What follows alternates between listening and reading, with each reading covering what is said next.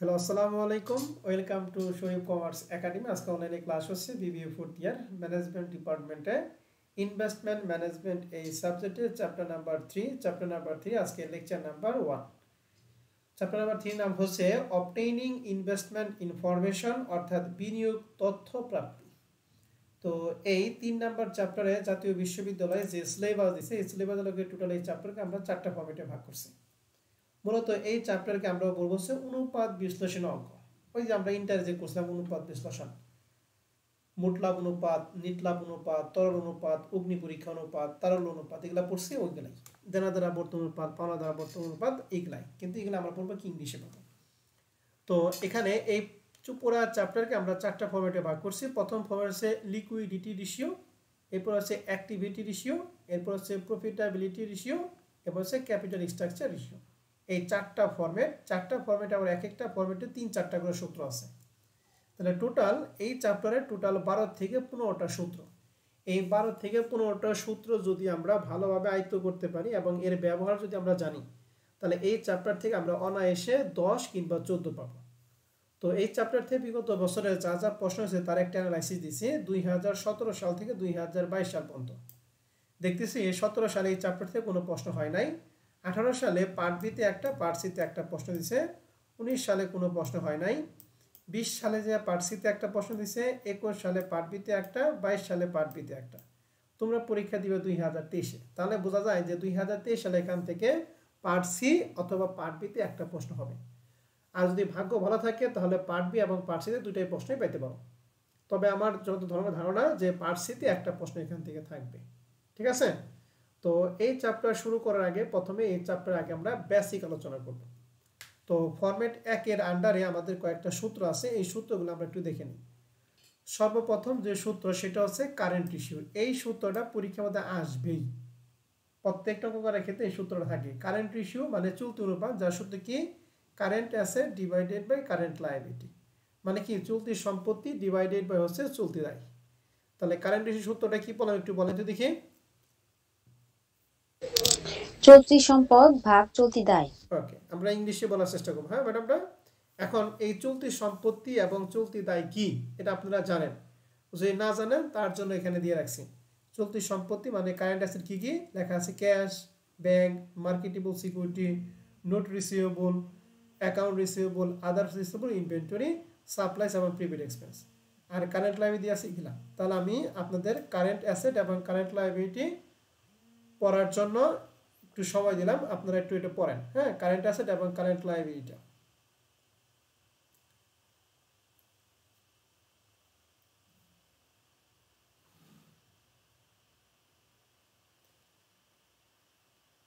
বলেন তো দেখি একজনে কারেন্ট অ্যাসেটের নামগুলি বলেন।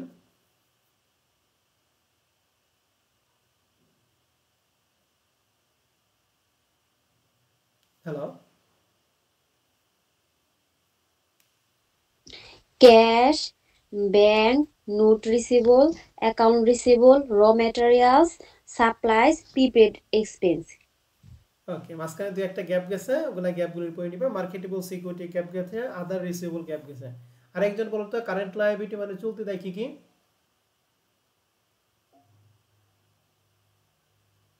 Note payables, account payable, other payable, unread revenue, unearned revenue. এটা উচ্চারণ হচ্ছে আনআর্নড রেভিনিউ, তার বাংলা হচ্ছে অনুপার্জিত আয়। ঠিক আছে, আনআর্নড রেভিনিউ। ঠিক আছে ম্যাডাম? জি স্যার। বলেন।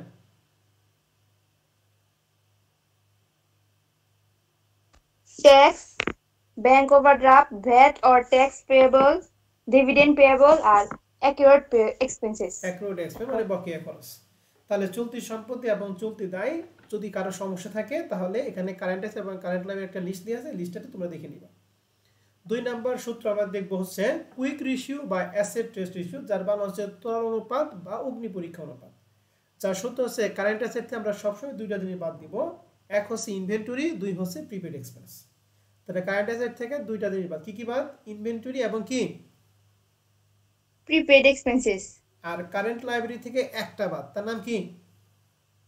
Bank overdraft. Bank overdraft. মনে রাখবেন। তাহলে আমরা কারেন্ট রেশিও শিখলাম এবং কুইক রেশিও শিখলাম, দুইটা রেশিও সূত্র শিখছি। এরপরে সুপার কুইক রেশিও অথবা অ্যাবসোলিউট রেশিও যদি প্রশ্নে চায়, তাহলে এক্ষেত্রে ক্যাশের সাথে মার্কেটেবল সিকিউরিটি জাস্ট এই দুইটা যোগ। কারেন্ট অ্যাসেটের মধ্যে দুইটা, ক্যাশ এবং marketable security divided by current liability আমি যা জানি তাই। যদি সুপার কুইক রেশিও বা অ্যাবসোলিউট রেশিও চায়, তাহলে cash plus marketable security divided by current ratio. এরপরে এই তিনটা সূত্র খুবই গুরুত্বপূর্ণ। একটা হলো gross working capital. Gross working মানে কি? মোট কার্যকরী মূলধন, যার সূত্র কি? টোটাল কারেন্ট অ্যাসেট, অর্থাৎ কারেন্ট অ্যাসেটের যোগফলকে আমরা বলবো গ্রস ওয়ার্কিং ক্যাপিটাল। আর যদি প্রশ্ন যদি বলে নেট ওয়ার্কিং ক্যাপিটাল কি, তাহলে কারেন্ট অ্যাসেট থেকে কারেন্ট লায়াবিলিটি আমরা বিয়োগ করব। তাহলে গ্রস ওয়ার্কিং ক্যাপিটাল এবং নেট ওয়ার্কিং ক্যাপিটালের মধ্যে পার্থক্য কি বলেন তো দেখি? গ্রস ওয়ার্কিং এ কি কি আসে? স্যার টোটাল সম্পদ, কারেন্ট সম্পদ আসে। হ্যাঁ, চলতি সম্পত্তির যোগফলই হচ্ছে গ্রস ওয়ার্কিং। আর নেট ওয়ার্কিং যদি বলে তাহলে চলতি কারেন্ট অ্যাসেট থেকে বলেন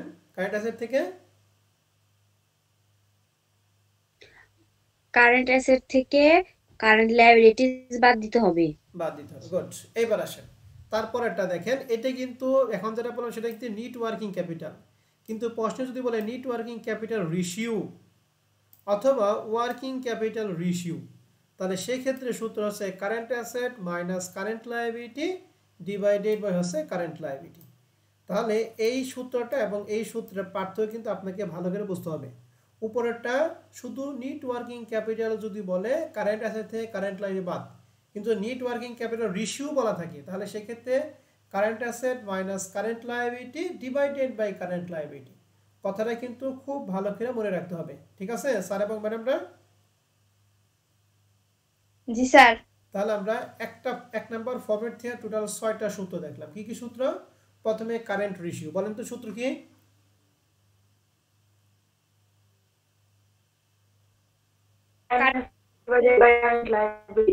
ওকে। 2 নাম্বার সূত্র শিখছি কুইক রেশিও বা অ্যাসেট রেশিও, যার সূত্র বলেন?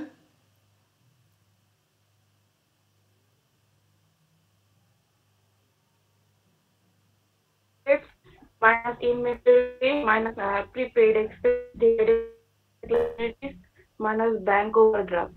ওকে, এবার যদি বলে সুপার কুইক রেশিও বা অ্যাবসোলিউট রেশিও, সূত্র কি?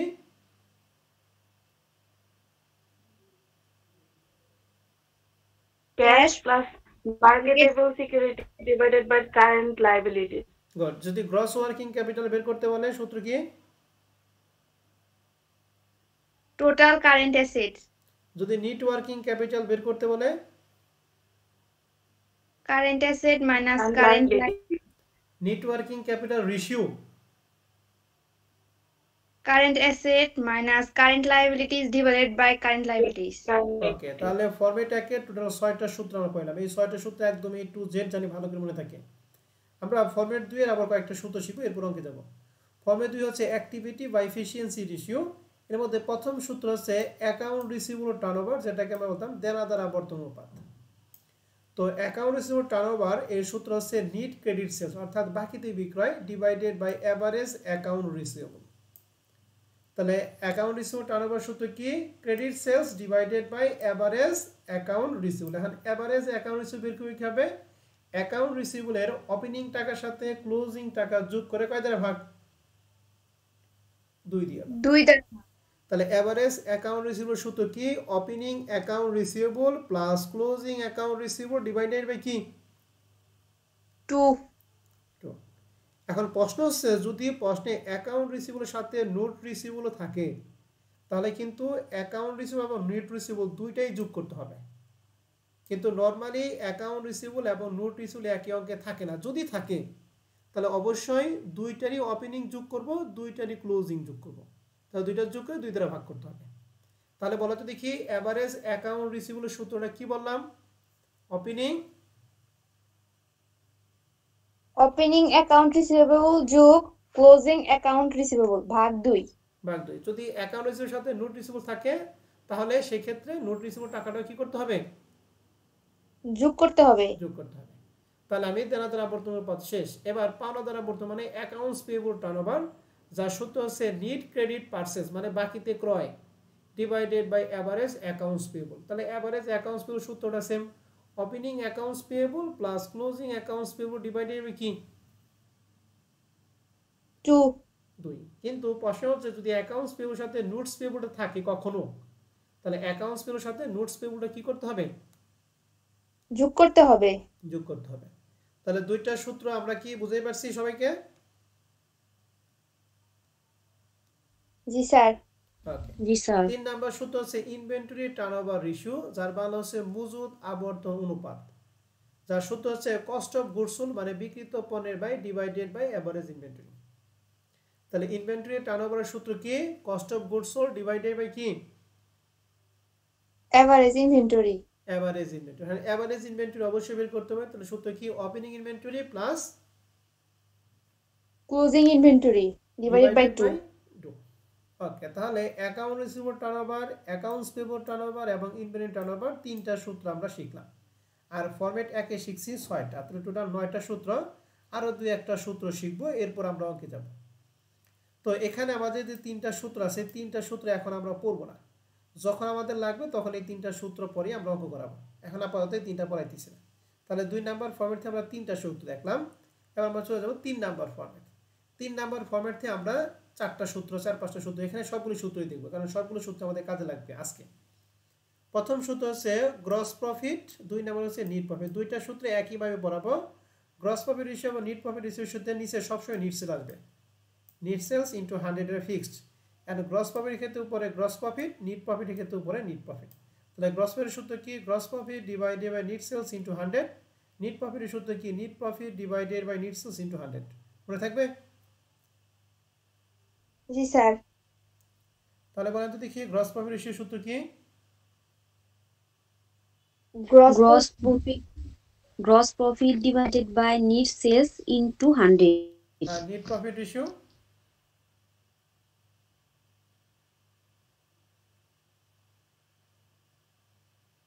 net profit divided by net sales into 100 okay এখন যদি গ্রস প্রফিট প্রশ্নে দেয়া থাকে আলহামদুলিল্লাহ যদি না থাকে তাহলে সেক্ষেত্রে বের করব নেট সেলস মাইনাস কি কস্ট অফ গুডস সোল্ড মনে থাকবে যদি গ্রস প্রফিট প্রশ্নে দেয়া না থাকে তাহলে সেক্ষেত্রে সূত্র কি নেট সেলস মাইনাস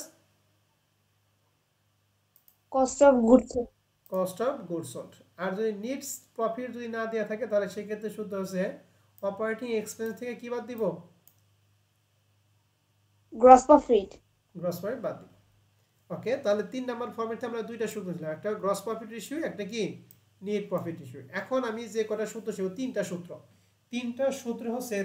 সূত্র হচ্ছে 1000 পর অ্যান্টিবায়োটিক ট্যাবলেট এই তিনটা সূত্র একবার সবাইকে কোন ভাবে মনে রাখতে হবে 4 নাম্বার ফরম্যাটের ক্ষেত্রে তিনটা সূত্র খুবই খুবই খুবই গুরুত্বপূর্ণ সূত্র এই তিনটা সূত্র আমি তিনজনকে ধরবো ভালো করে খেয়াল করবেন প্রথম হচ্ছে ডেপ্ট ইকুইটি রেশিও ডেপ্ট ইকুইটি রেশিও সূত্র হচ্ছে long term ডেপ্ট divided by equity fund বা প্রপার্টি ফান্ড আমরা প্রপার্টি ফান্ড বলবো ইকুইটি ফান্ড যার মান আছে মালিকানা সত্ত্ব তাহলে ডেপ্ট ইকুইটি রেশিও সূত্র কি লং টার্ম ডেপ্ট ডিভাইডেড বাই কি বলো তো দেখি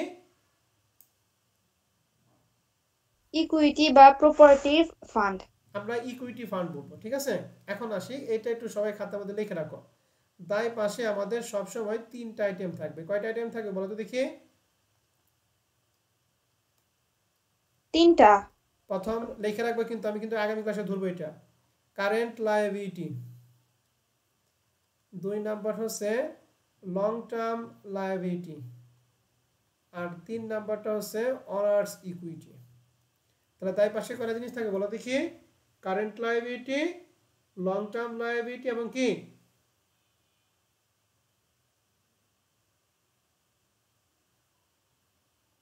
বলেন তারপরটা শোনা যায় না পরেরটা অনার্স ইকুইটি ঠিক আছে কি ইকুইটি বলো দেখি অনার্স ইকুইটি অনার্স ইকুইটি যে কথা আর এই যে ইকুইটি ফান্ড কি একই কথা তাহলে বলতো দায় পাশে কি কি থাকবে current liability long term liability owners equity এখন এই অনার্স ইকুইটি আইটেমগুলি বিশাল বড় মানে এক একটা অঙ্কে এক এক রকম আইটেম দেওয়া থাকে অনার্স ইকুইটিতে তাহলে এটা ধরাটা খুব কঠিন কিন্তু এটা ধরাটা আমরা শর্টকাটে বের করব আমরা কারেন্ট লায়াবিলিটি সবাই জানি ওই যে পড়াইছি লং টার্ম লায়াবিলিটি জানি ঋণ হচ্ছে ঋণ ডেপ্ট ডিবেঞ্চার এগুলো হচ্ছে লং টার্ম তাহলে মনে রাখবেন দায় পাশের মধ্যে কারেন্ট লায়াবিলিটি এবং লং টার্ম লায়াবিলিটি এই দুইটা বাদে দায় পাশে আর যাই থাকুক, তুমি বুঝো বা না বুঝো, সেটা কার আইটেম বলো দেখি? মালিকানা অনার সত্ত্ব। Security owner security. তাহলে আবার শুনেন কথাটা, দায় পাশে কারেন্ট লায়াবিলিটি এবং লং টার্ম লায়াবিলিটি বাদে প্রশ্নে তুমি বুঝো অথবা না বুঝো, তোমার পরিচিত কিংবা অপরিচিত যাই হোক, সেটা কি বলো দেখি? অনার সিকিউরিটি অনার সিকিউরিটি বা এই ইকুইটি ফান্ড। ওকে, তাহলে ডেট ইকুইটি ফান্ডের ডেট ইকুইটি রেশিও সূত্র কি বললাম বলো তো দেখি? long-term debt divided by equity fund. এই লং টার্ম ডেট মানে কিন্তু এই যে লং টার্ম লায়াবিলিটি কে বোঝায়, আর ইকুইটি ফান্ড তো ইকুইটি ফান্ড বললাম। এখন আসি আমরা 2 নাম্বার সূত্র দেখব, প্রপার্টি রেশিও। কি সূত্র বলো দেখি? প্রপার্টি রেশিও, যার সূত্র হচ্ছে উপরে ইকুইটি ফান্ড, এটি ক্ষেত্রে যার নিচে ছিল সেটা হলো উপরে equity fund divided by total asset. তো ব্র্যাকেটে লেখা আছে এক্সেপ্ট ফিকটিসিয়াস অ্যাসেট, মানে ভুয়া সম্পদ বাদে। সম্পদের মধ্যে যদি কোনো ভুয়া সম্পদ থাকে, সেই ভুয়া সম্পদটা বাদে বাদ বাকি সম্পদের যোগফল। তাহলে প্রপার্টি রেশিও সূত্র কি? ইকুইটি ফান্ড ডিভাইডেড বাই কি বলো দেখি? Total asset. এক্সেপ্ট স্যার কি বললেন ভুয়া সম্পদ? আমি বুঝি নাই। ভুয়া সম্পদ বাদে। ভুয়া সম্পদ একটা লিস্ট আছে, ভুয়া সম্পদ আমি দেখিয়ে দিব। হ্যাঁ, ঠিক আছে। ভুয়া সম্পদের মধ্যে প্রথমটা একটু লিখে রাখো, প্রিলিমিনারি এক্সপেন্স, এটা লিখে রাখো। হ্যাঁ, প্রিলিমিনারি এক্সপেন্স মানে একটা ভুয়া সম্পদ। নরমালি এইটাই থাকে, তারপরে যদি একটা থাকে আমি এটা লিস্ট দেখিয়ে দিব। আপাতত মনে রাখো ভুয়া সম্পদ মানে কি? Preliminary expense. আর একটা লেখা রাখো ডিসকাউন্ট অন ডিবেঞ্চার। ওকে, আর সর্বশেষ যে সূত্র সেটা হচ্ছে ক্যাপিটাল গিয়ারিং রেশিও, মানে যেটাকে আমরা ইন্টারে বলতাম মূলধন গিয়ারিং রেশিও, যার সূত্র হচ্ছে fixed interest bearing security divided by হচ্ছে equity fund. Fixed interest bearing security divided by কি বলো দেখি? Equity fund. Equity fund. তাহলে তিনটা সূত্র আমরা পড়লাম, তিনটা সূত্র তিনজনকে আবার ধরতেছি, বলেন একজন একজন বলেন। ডেট ইকুইটি রেশিও সূত্র কি বললাম আমরা? Long term debt divided by equity fund. Long term debt divided by equity fund. Okay, property ratio সূত্র কি? Equity divided by total assets. Equity fund divided by total asset except fictitious asset, মানে ভুয়া সম্পদ বাদে। Capital gearing ratio সূত্র কি? Fixed interest bearing securities divided by equity fund. Equity fund. তাহলে format 4 থেকে আমরা তিনটা, ফরম্যাট 3 থেকে দুইটা, পাঁচটা, এখান থেকে শিখছি তিনটা, 8টা, আর এখানে দেখলাম কয়টা? 6টা। তাহলে 8 আর 6 কত? 14টা। এই 14টা সূত্র আমরা আজকে দেখলাম। 14টা সূত্র আগামী ক্লাসে আপনারা সবাই ভালো করে পড়বেন এবং মনে রাখার চেষ্টা করবেন। হ্যাঁ, আমরা যতটুকু পাবো ততটুকুর মধ্যে আমরা কি সলভ করব। এই টোটাল এই 14টা প্রশ্ন যদি ভালো করে পড়ো, তাহলে আশা করি এই চ্যাপ্টারে তোমার কোনো অঙ্কে কেউ আটকাইতে পারবে না। ঠিক আছে? এখন আমরা শুরু করব হচ্ছে একটা সহজ একটা অঙ্ক দিয়ে আজকে। হ্যাঁ, তার আগামী ক্লাসে আমরা না সিরিয়ালি যাই নাকি? সিরিয়ালি আমরা একটা একটা অঙ্ক শেষ করি, কারণ সবই তো করতেই হবে। তো অঙ্ক বড় ছোট কোনো ঘটনা না। আসেন আমরা 1 নম্বর অঙ্ক করব, যেটা 2020 সাল তোমাকে ম্যানেজমেন্ট ডিপার্টমেন্টে ইনভেস্টমেন্ট ম্যানেজমেন্টের প্রশ্নটা ছিল। প্রশ্নে এখানে লায়াবিলিটি দিয়ে আছে আর এখানে কি অ্যাসেট পাস দিয়ে আছে। তাহলে লায়াবিলিটি পাশে আমাদের কয়টা জিনিস থাকে? 3টা। Current liability, long term liability, আর এটা কি বলো দেখি? Owner security. Owner security. এর মধ্যে বলেন তো দেখি অ্যাকাউন্টস পেয়েবল এবং ব্যাংক ওভারড্রাফট কার মধ্যে পড়ছে এই দুইটা?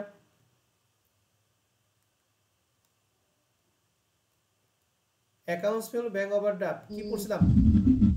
Current liability. Current liability. Long term loan এবং 10% ডিবেঞ্চার, লং টার্ম লোন এবং 10% ডিবেঞ্চার, এই দুইটা পরে লং টার্ম কার মধ্যে বলো দেখি?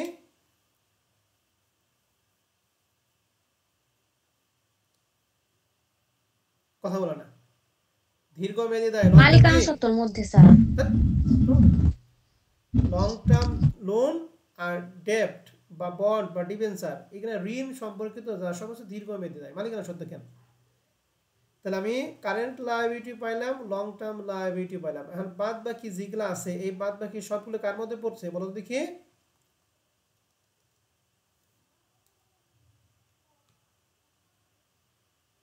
অনার সিকিউরিটির মধ্যে অনার্স তাহলে বলা করে সবগুলো পড়ো বলো অ্যাকাউন্টস পেয়েবল কারেন্ট লায়াবিলিটি পড়ো একজন পড়ো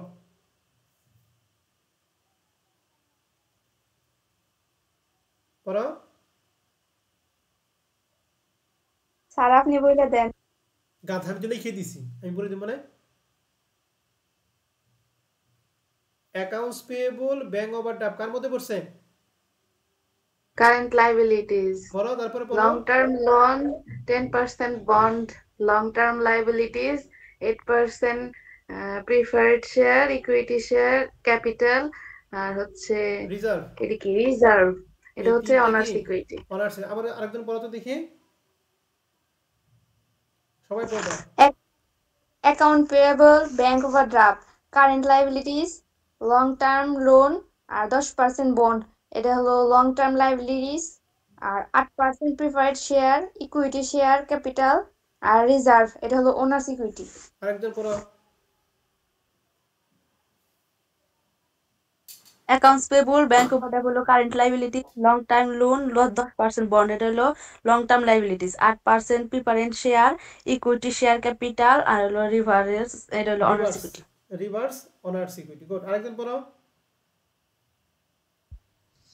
অ্যাকাউন্টস পেয়েবল ব্যাংক ওভারড্রাফট হচ্ছে কারেন্ট লায়াবিলিটিস আর long term loan 10% bond 8% reserve হচ্ছে long term liabilities equity share কি বললা ক্যাপিটাল তুমি আর রিজার্ভ 8% হচ্ছে রিজার্ভ পেলে কোথায় ভালো দেখে বলো তুমি মুখস্থ করে কেন 10% বন্ড আর 8% প্রিফারেন্স শেয়ার লং টার্ম উল্টা বলতে লং টার্ম ওটা আমি দাগি দিয়ে দিয়েছি লং টার্ম লোন এবং 10% বন্ড দুইটা হচ্ছে লং টার্ম লায়াবিলিটি আর 8% preference share equity share capital reserve তিনটা হচ্ছে কি অনার সিকিউরিটি এটা কেন পাইলাম কারণ এর পরের অঙ্কে এইগুলা আইটেমগুলি থাকবে অতএব এগুলা দেখে যায় তোমাদের মনে পড়ে হ্যাঁ এরপর আমরা অ্যাসেটের মধ্যে আসবো অ্যাসেটের মধ্যে আমাদের তিনটা জিনিস থাকবে এক হচ্ছে কারেন্ট অ্যাসেট দুই হচ্ছে ফিক্সড অ্যাসেট আর 3 নাম্বার হচ্ছে আমরা যে বললাম ভুয়া সম্পদ এই ভুয়া সম্পদ থাকবে ফিকটিস অ্যাসেট থাকবে তাহলে বলতো ক্যাশ ইন হ্যান্ড কোন অ্যাসেটের মধ্যে পড়ছে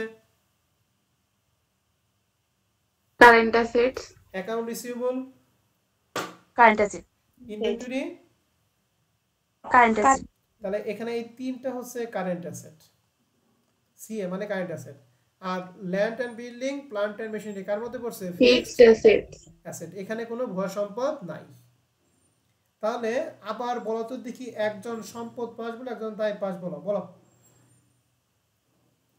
সাহস করে বলো আগে দায় পাস বলো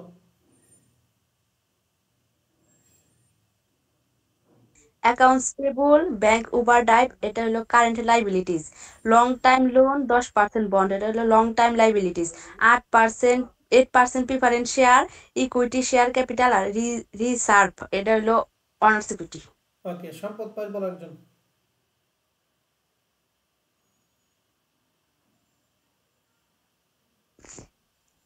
cash at bank accounts receivable inventory current asset land and building plan and machine এটা হলো ফিক্সড অ্যাসেট ওকে তাহলে আমাদের সম্পদ এবং দায় পড়া শেষ আজকে আমি আস্তে আস্তে পড়াইতেছি কারণ আজকে প্রথম ক্লাস এরপরে কিন্তু আর এরকম করে পড়াবো না মনে রাখেন প্রথম সূত্রটা এখানে টোটাল আমাদের 6-7টা মান বের করতে বলছে আমরা প্রথম মানটা প্রথমটা কারেন্ট রেশিও সূত্র আমি তোমাদের পড়াইছি বলুন তো কারেন্ট রেশিও সূত্রটা কি পড়াইছিলাম আমরা current asset divided current liabilities তাহলে কারেন্ট অ্যাসেট আমরা কয়টা পাইছি এখানে টোটাল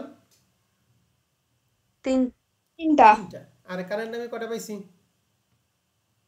দুইটা তাহলে এই তিনটার যোগফল এই দুইটার যোগফল দ্বারা কি করে ভাগ করব সবাই দেখেন তো সলিউশন পিডিএফটা কি দেখতেছেন কিনা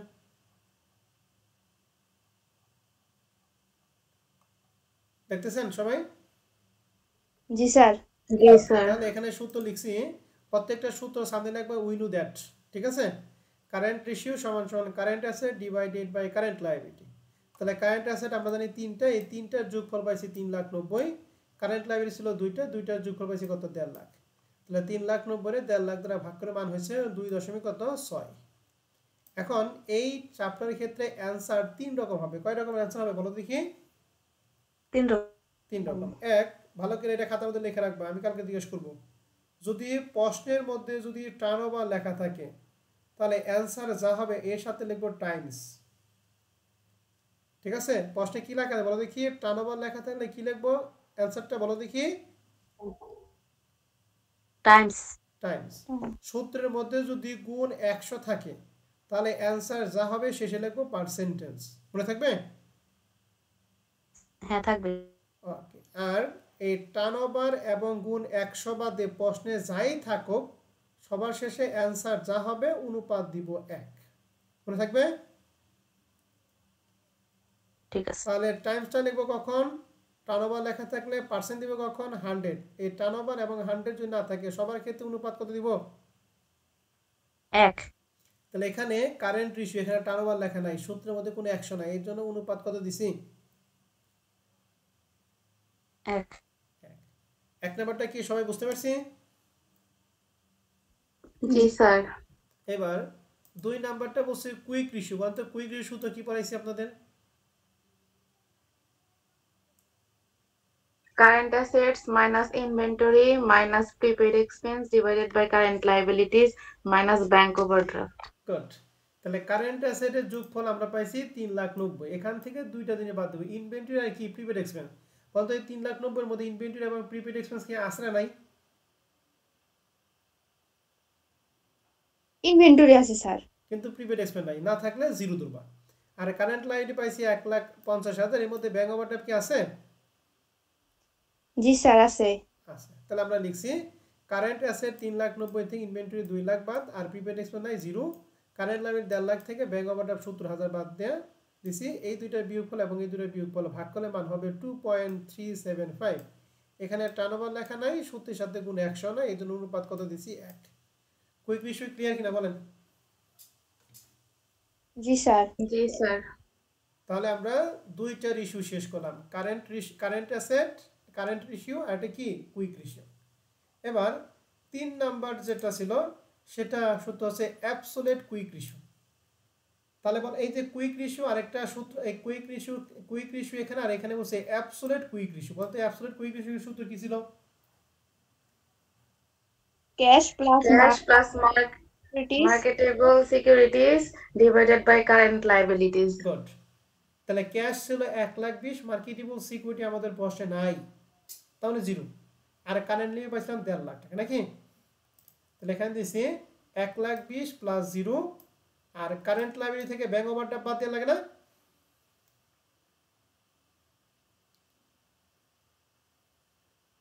অ্যাবসলিউট রেশিওতে তো বাদ দিতে হয় না, এটা তো কারেন্ট লায়াবিলিটিস। আচ্ছা, কারেন্ট লাইবিলিটি না 1.6। ওখানে তোমরা অবশ্যই ই করবা, কি বলো ওখানে একটু সূত্র লিখে রাখো, ব্যাংক ওভারড্রাফট বাদ দিবা। হ্যাঁ, কারেন্ট লাইবিলিটি থেকে ব্যাংক ওভারড্রাফট বাদ দিয়ে দিবা। 3,50,000 থেকে 70,000 বাদ দিবা। তাহলে 1,20,000 ডিভাইডেড ওই দুইটা পার্থক্য ভাগ করলে 1.5 হবে। এই ক্ষেত্রে আমরা অনুপাত কত লিখছি? 1 লিখছি। তাহলে অ্যাবসোলিউট কুইক রেশিওর সাথে কারেন্ট লাইবিলিটির সাথে ব্যাংক ওভারড্রাফটটা বাদ দিয়ে দিবা। ঠিক আছে ম্যাডামরা? সূত্রের মধ্যে কি এটা লিখে রাখবো মাইনাস ব্যাংক ওভারড্রাফট? এটা যখন শীট দিব বা তোমার কাছে যদি হার্ড কপি থাকে ওখানে সূত্রের মধ্যে একটু লিখে রাখো। হ্যাঁ, কারেন্ট লাইবিলিটি থেকে ব্যাংক ওভারড্রাফটটা বাদ দিব অ্যাবসোলিউট কুইক রেশিওর ক্ষেত্রেও। ঠিক আছে? কুইক রেশিওর ক্ষেত্রে কারেন্ট লাইবিলিটি থেকে ব্যাংক ওভারড্রাফট বাদ যাবে, অ্যাবসোলিউটের ক্ষেত্রে কারেন্ট লাইবিলিটি থেকে ব্যাংক ওভারড্রাফট বাদ যাবে। ঠিক আছে? জি স্যার। ওকে। এবারে 4 নম্বর সূত্র হচ্ছে প্রপার্টি রেশিও। প্রপার্টি রেশিও সূত্র আপনাদের পড়াইছি, বলেন তো দেখি প্রপার্টি রেশিও সূত্র আমরা কি জানি?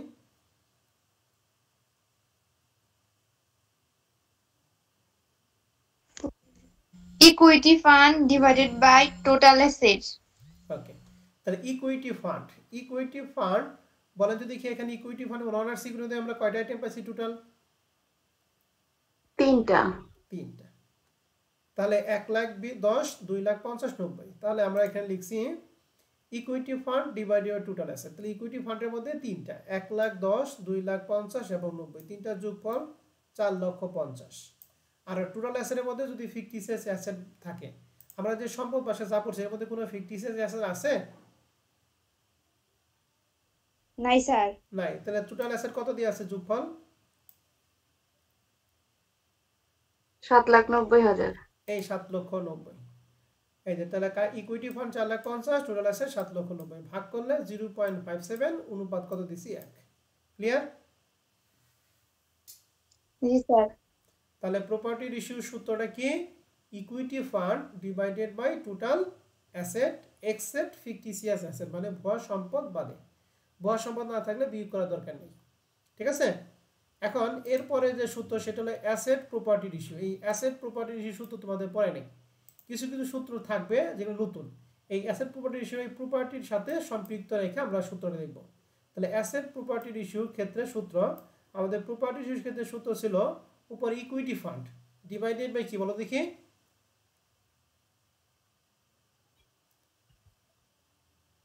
Total asset. এটা আমরা প্রপার্টি রেশিওর ক্ষেত্রে সূত্র শিখছি না? জি স্যার। আর অ্যাসেট প্রপার্টির ক্ষেত্রে ওই সূত্রটা উল্টো হয়ে যাবে। তাহলে উপর হবে টোটাল অ্যাসেট, নিচে হবে ইকুইটি ফান্ড। তাহলে এই যে মানটা, এই মানকে আমরা খালি উল্টে দিব। তাহলে উপর হবে 7,90,000, নিচে 4,50,000। তাহলে ভাগ করলে 1.76। এখানে অনুপাত কত দিব?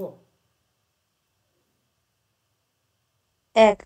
তাহলে প্রপার্টি রেশিও এবং অ্যাসেট প্রপার্টি রেশিও সূত্রটা কিন্তু উল্টা, দুইটা ভিন্ন সূত্র। হ্যাঁ, মানে দুইটা একে অপরের কি বিপরীত, মনে রাখলাম। তাহলে আমরা প্রপার্টি রেশিও সূত্র দেখলাম, অ্যাসেট প্রপার্টি রেশিও সূত্র দেখলাম। এখানে আপনাদের দেখবো হচ্ছে ডেপ্ট ইকুইটি রেশিও। অন্তত ডেপ্ট ইকুইটি রেশিও সূত্র আপনাদের কি পড়াইছি? Long term debt divided equity fund. Long term debt divide equity fund. Okay, এখন দেখেন আমরা সূত্র লিখছি লং কই এটা কি পেজ কি ভুল, এটা এক নম্বর এক্সারসাইজ, বাদ বাকিগুলো এখানে মনে অ্যাড করে নাই। আচ্ছা, বাদ বাকিগুলো এখানে নাই, আমি এখানে করে দিতেছি। হ্যাঁ, এক্সারসাইজ হয়ে গেছে গা ই পর্যন্তই, আর এফ থেকে জি পর্যন্ত এই পর্যন্ত আমি করে দিতেছি। ঠিক আছে? দেখো আমাদের সূত্র কি ছিল আবার বলো তো দেখি। Long term debt divided equity fund. Long term debt. তাহলে লং টার্ম ডেট আমাদের প্রশ্নে কয়টা বলো দেখি? দুইটা। 60,000 এর কত? 1,30,000। তাহলে কত হয়? 1,00,000 1,90,000। 1,90,000 ডিভাইডেড বাই কি বলো দেখি? Equity fund. Equity fund. Equity ফান্ডের তিনটার যোগফল জানি কত পাইলাম জানি এর আগে অঙ্কে? ইকুইটি ফান্ড 4,50,000, তাই না? তাহলে 4,50,000, তাহলে 1,90,000 4,50,000 দ্বারা ভাগ করো তো।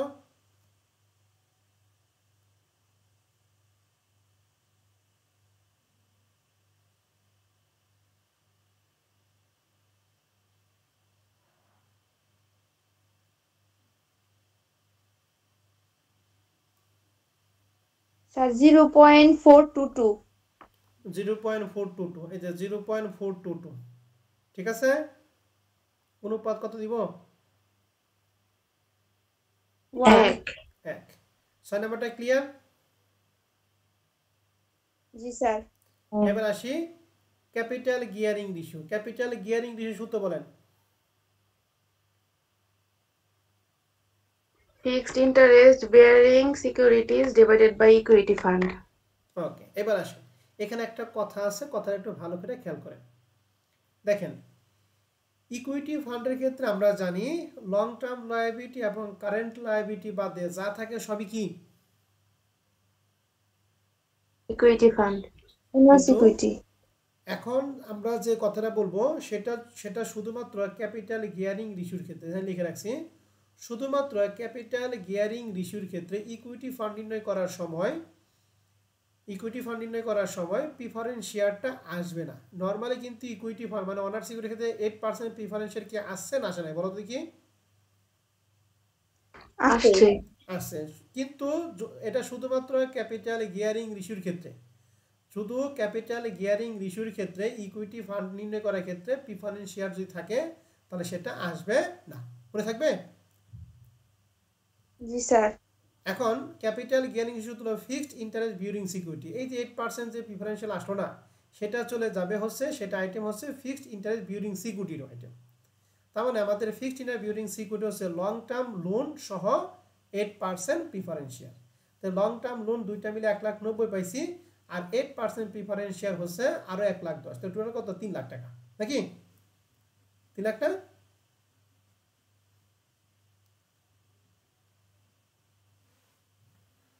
স্যার আরেকবার একটু বলেন। আবার বলতেছি, ফিক্সড ইন্টারেস্ট বিউরিং সিকিউরিটি কথার মানে হচ্ছে লং টার্ম লোন প্লাস এই যে প্রিফারেন্স শেয়ারটা। তাহলে লং টার্ম লোন দুইটা মিলে 1,90,000 পাইছিলাম, আর প্রিফারেন্স শেয়ার কত? 1,10,000। তাহলে সব মিলে ফিক্সড ইন্টারেস্ট বিউরিং সিকিউরিটি টাকা কত বের করলাম? 3 লাখ। 3 লাখ। কথা কি বুঝছি না বুঝো নাই? জি sir. Divided by owners equity. এখন অনার্স ইকুইটি আমরা আগে বের করছি এই তিনটা যুগ। এখন তো এই 8% প্রিফারেন্স শেয়ার তো ফিক্সড এর মধ্যে চলে গেছে, ঠিক না? ফিক্সড ইন্টারেস্ট বিউরিং সিকিউরিটির মধ্যে চলে গেছে। তাহলে অনার্স সিকিউরিটির মধ্যে আসবে ওইটা বাদে বাদ বাকি দুইটা। তাহলে 2,50,000 প্লাস 3 লাখ, সরি 2,50,000 প্লাস কত? 90। এই দুটো মিলা কত হয়? 3 লাখ কত? 40 না কত হতো? 3,40,000 মনে হয় না? জি স্যার। ওকে, এখন 3 লাখে 3,40,000 দ্বারা ভাগ করো।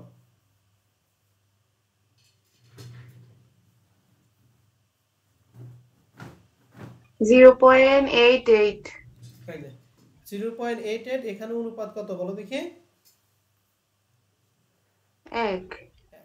আমি ক্যাপিটাল গিয়ারিং রেশিওটা আমি আবার বলতেছি, এটা ভালো করে নোটে লিখে রাখবা, খাতায় লিখে রাখবা। এখন হচ্ছে আবার বলতেছি, ক্যাপিটাল গিয়ারিং রেশিওর ক্ষেত্রে আমাদের সূত্র হচ্ছে fixed interest bearing security divided by equity fund. Fixed interest bearing security হচ্ছে লং টার্ম লোন প্লাস হলো প্রিফারেন্স শেয়ার। কি বলছি বলো দেখি? লং টার্ম লোন প্লাস কি?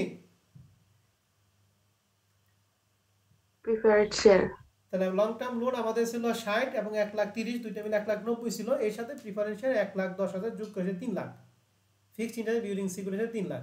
ইকুইটি ফান্ডের নির্ণয় করার ক্ষেত্রে আমাদের প্রিফারেন্স শেয়ার কিন্তু আসতো, কিন্তু যেহেতু প্রিফারেন্স শেয়ারটা ফিক্সড ইন্টারেস্ট বিউরিং সিকিউরিটির মধ্যে চলে গেছে, অথবা ওইটা বাদ দিয়ে বাদ বাকি দুইটা যোগ করেছে 3,40,000। ক্লিয়ার তো ক্যাপিটাল গিয়ারিং রেশিওটা? জি স্যার। ওকে। আর সর্বশেষ হচ্ছে inventory two working capital.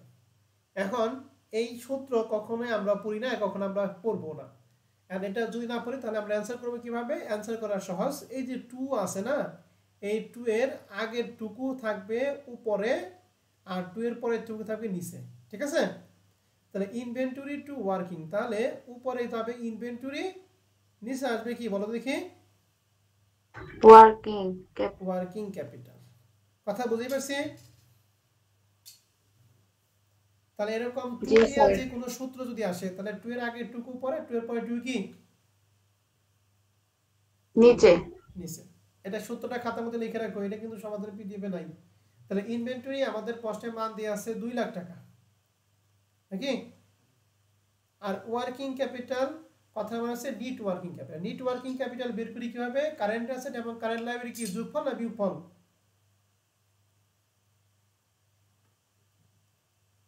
Net working capital কিভাবে বের করি? বিয়োগ। তাহলে কারেন্ট অ্যাসেট আমরা এখানে বের করছিলাম অঙ্ক করার ক্ষেত্রে, কারেন্ট অ্যাসেট বের করে 3,90,000 আর কারেন্ট বের করছে 1,50,000। তো এর বিয়োগফল কত বলো দেখি?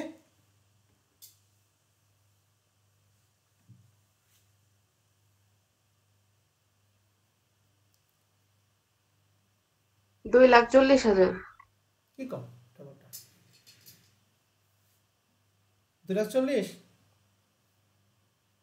জি স্যার। আচ্ছা ঠিক আছে, 2,40,000। তাহলে 2 লাখে 2,40,000 দ্বারা ভাগ করা তো কত হয়? 0.83 হয় কিনা?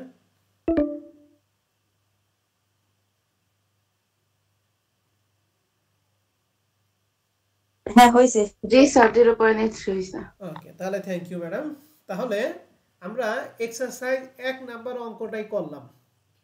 এই অঙ্কটাই তোমাদের সবাইকে বাধ্যতামূলকভাবে অঙ্কটা করে আপনাদের হোয়াটসঅ্যাপ গ্রুপে দিতে হবে। প্লাস এখানে যে 16টা আমরা সূত্র শিখলাম, 16টা না 14টা সূত্র, এই 14টা সূত্র সবাই লিখবা। ফরম্যাট 1 এর 6টা সূত্র, ফরম্যাট 2 এর 3টা, ফরম্যাট 3 এর 2টা এবং ফরম্যাট 4 এর 3টা। এই টোটাল 14টা সূত্র খাতার মধ্যে লিখবা।